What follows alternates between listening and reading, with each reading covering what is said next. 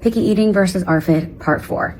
So overall, this is why I would say that what we know from the neuroscience is that normal picky eating and ARFID are neurobiologically very different situations. And it requires a clinician to determine whether a child has normal picky eating or ARFID. So I wouldn't recommend making that decision by oneself, but just to have this as information for those that think that ARFID is just another form of picky eating that is easy to get around with exposures, or for parents that think that all picky eating is pathological or something that needs an intense treatment.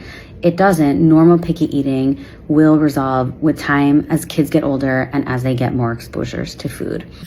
Why is it important to really know the difference?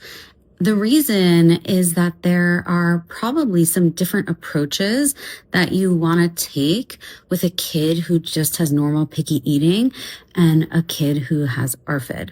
So take, for example, something like using screens. So having a kid watch television or their iPad while they eat. In the case of normal picky eating, I personally, again, not a clinician, but what my research shows is that this is probably not an optimal thing to do.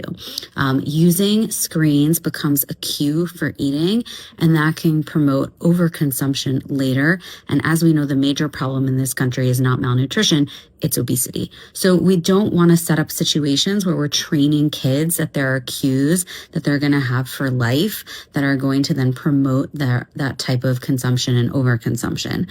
But in the case of ARFID, where the aversion to food is so severe, screens might become a tool that is needed and necessary in order to get those kids to get the nutrition that their bodies require. So it's really important to find a clinician who can help you differentiate between picky eating and ARFID if you are worried about your kids' eating habits or not sure.